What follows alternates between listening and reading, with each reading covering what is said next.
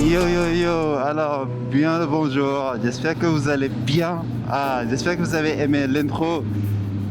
Ouais, j'ai utilisé l'intro de la BAL, j'espère que je vais pas me faire striker sur YouTube. Comme vous pouvez le voir, c'est un intro de basketball, c'est parce que je vais aller regarder, je vais aller regarder un match de basket. Et les gars, je vais vous dire un truc sur moi. C'est une information personnelle, mais prenez ces cadeaux. J'ai été basketteur. J'ai été à Duc, Dakar University Club. J'ai compéti là-bas pendant des années avant d'arrêter le basket. Donc oui, ce que je vais aller regarder, monsieur Memadialoy, ce que je vais aller regarder, c'est une de mes passions, quoi. Alors les gars, il faut savoir que chaque année, il y a la BAL. On est à la saison 5, donc ça veut dire que ça fait 5 ans qu'on a notre NBA à nous, la BAL. Basketball African League, je pense que c'est ça. Et aujourd'hui, le 26 avril, c'est les premiers matchs qui se dérouleront ici au Sénégal, à Dakar Arena. Alors moi je dois être là-bas vers 15h. À 15h plus tard, ils avaient dit, là il est 14h40. Et je pense que je serai là-bas avant 15h. À ce rythme-là, je pense que je peux arriver. S'il y a des embouteillages, ça va parce que je suis en moto. Et c'est ça l'avantage d'être en moto parce que facilement tu passes en interfile entre les voitures et arriver à sa destination. Et les gars, la bonne nouvelle c'est on part regarder le match avec le président de la République du Sénégal. Vous imaginez même pas, monsieur, son excellence, monsieur Bassirou Diomaye Faye va aller regarder le match de basket et je serai dans la même pièce que lui. Madame, je serai au terrain en train de regarder le match de basket tout en sachant qu'il est là pour regarder le match de basket. Ça, c'est cool. Et je pense que je vais mettre ça comme titre. Hein. Je ne sais pas ce que vous pensez de ça, mais je pense que c'est ce que je vais mettre comme titre. Je pars regarder un match de basket avec le président de la République du Sénégal. Ça ne sera pas putaclic parce qu'il sera là-bas. Donc, c'est ce que je vais mettre comme titre. Voilà. Il y a du trafic sur le péage, hein, je ne sais pas. D'habitude, il n'y a pas beaucoup de trafic à cette heure-là. Mais il y a du trafic. Et il y a du vent aussi.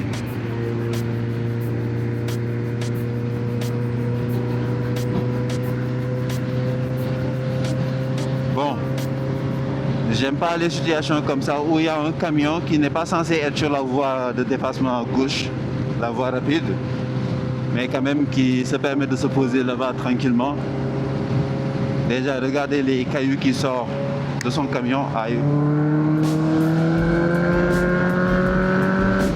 Je vais pas rester derrière lui. Déjà les cailloux là, c'est même pas bien pour nous, les motocyclistes. Ça peut casser notre visière. Je mets encore à droite. Voilà. Voilà.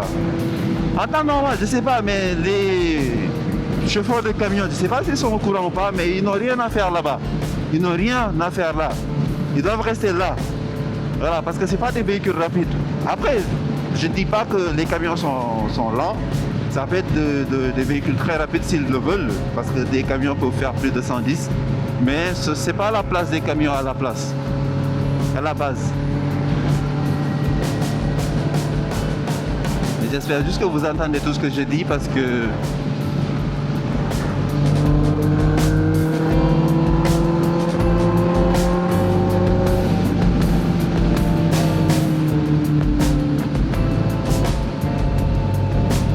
premier péage. La galère des motocyclistes. Surtout nous qui n'avons pas de bulle pour mettre notre carte rapido. Comme ça, ça scanne facilement.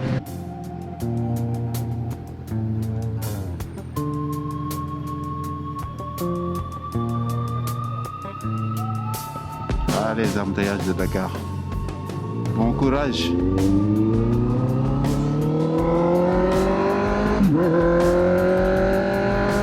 Courage, la Yende, Agogoden Dakar. Quand on est lent et qu'on reste sur cette voie-là, on devient un danger public. Parce que si on refuse de laisser les voitures passer, les impatients ils seront obligés de le prendre par la droite et ça crée des accidents. La plupart des accidents, les gens ils ne le savent pas, mais c'est causé par les gens qui ne veulent pas laisser la voie rapide, qui ne veulent pas laisser la voie de dépassement. En temps normal, le trajet ne devrait même pas être long, mais avec ces embouteillages-là, surtout quand on est en voiture, ça prend beaucoup plus de temps. Le péage est dangereux, surtout quand on veut aller voyager, là, quand on doit aller prendre l'aéroport et qu'il y a un accident. Moi, j'ai une fois arrêté un vol à cause des accidents du péage. Ce jour-là, j'avais quitté chez moi à 17h. J'avais un vol de 23h. Et devinez, non, j'avais un vol de 22h ou 23h. Je suis arrivé 30 minutes après la fermeture de l'enregistrement. Et donc, j'ai raté comme ça mon vol. Heureusement, ils m'ont mis sur un autre vol, le vol du lendemain. Mais j'ai raté mon vol parce qu'il y avait 3 accidents sur le péage. Et si jamais il y a des accidents sur le péage, c'est mort. Parce qu'il n'y a pas de raccourci ou quelque chose comme ça. Une fois que vous êtes dans le péage, vous êtes bloqué. À moins d'avoir la chance d'être proche d'une sortie. Sinon, eh bien, vous allez rester ici le temps qu'il faudra pour dégager l'accident, en fait. Et c'est comme ça que j'avais loupé mon vol. À cause des accidents sur le trafic. Sur le péage, plutôt. Les gens, ils sont pas prudents. Ils sont pas du tout prudents. Ils font pas attention. Moi, il y a un truc que j'ai jamais compris. Vous avez un véhicule qui fait au moins 2000 kg. Cette voiture, c'est 1500 kg. Plus que ça. Je sais pas exactement, mais j'estime que c'est plus que ça. Ma moto, d'origine, c'est 200 kg. Si ma moto, elle seule, elle fait 200 kg, imaginons une voiture. Les gens, ils se rendent pas compte de ce qu'ils ont. Un boucher, il ne joue pas avec son couteau de travail parce qu'il sait que c'est hyper tranchant. Mais nous, on a des véhicules qui font plus de 1 tonne et on se permet de jouer et de mettre la vie des gens en danger comme ça. Je pense qu'il y a beaucoup de choses qu'on devrait commencer à apprendre à l'école. Commençant par le code de la route. Éducation civique, là, il paraît que ça ne s'appelle plus éducation civique, corrigez-moi dans les commentaires. Mais qu'on remet ça. On remet le nom éducation civique parce que il faut du civisme en fait, pour pouvoir vivre correctement dans ce pays.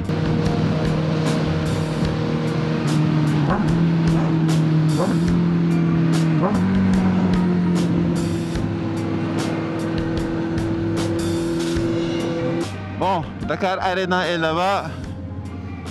Ah oui, il y a des cars, hein, il y a des bus qui viennent. Il y a des bus.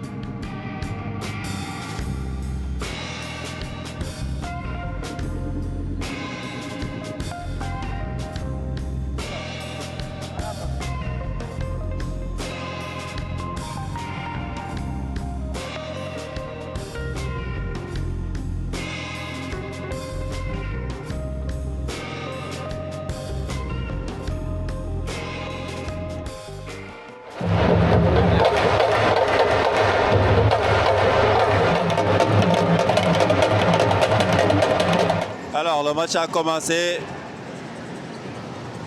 C'est l'AS Ville de Dakar qui mène 12-9. Là, on fait du bruit pour le président de la République du Sénégal. C'est lui qui est en blanc. Je ne sais pas si ça se verra sur la vidéo. Yeah. Il est habillé en blanc.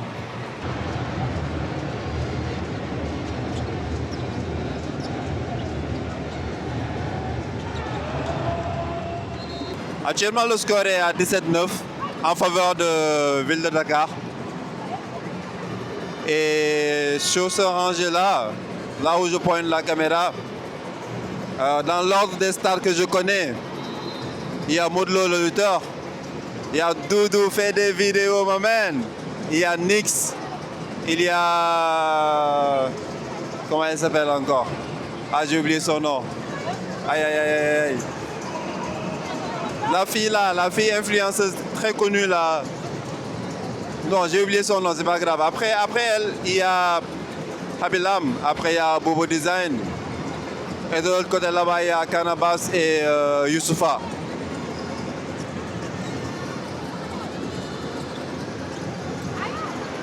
Il n'y a pas de faute, il n'y a pas de faute.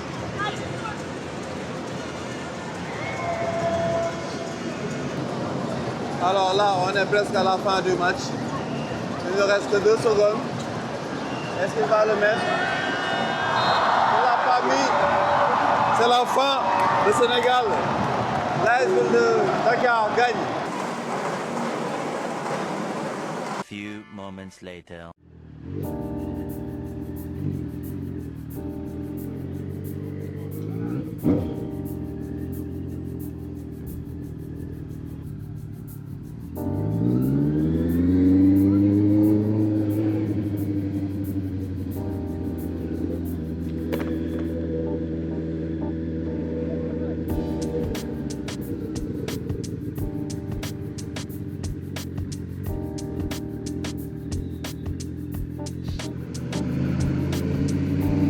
Je n'aime pas ces genres de trafic parce que...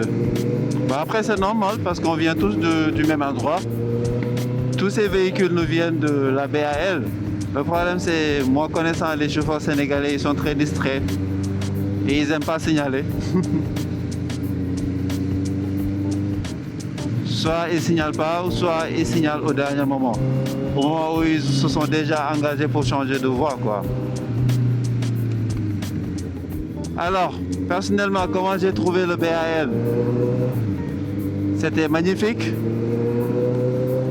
toute façon, je vous avais dit, hein, moi j'ai été basketteur. Et j'ai compéti, pas juste basketteur de rue.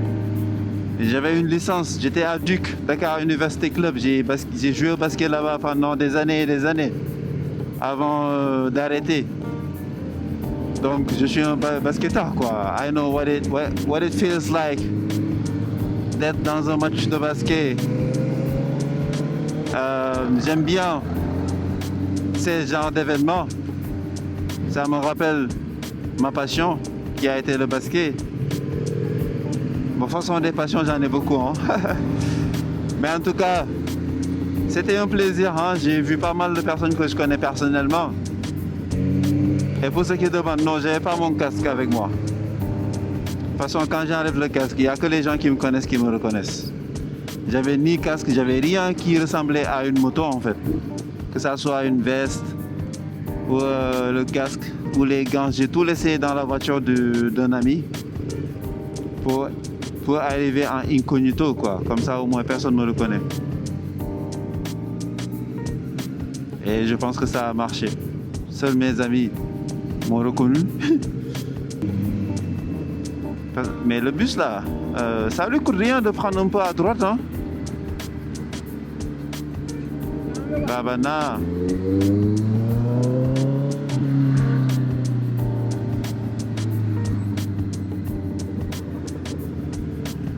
Alors c'est la fin de ce vlog, si jamais il n'y a pas des choses bizarres encore sur la route. Sinon je vous dis juste, les gars, c'était tout pour aujourd'hui, j'espère que vous avez aimé. Si c'est le cas, faites-le moi savoir avec le gros pouce bleu, likez la vidéo. C'est pas tout le temps que je demande des trucs comme ça, je pense que c'est la première fois que je demande un truc pareil.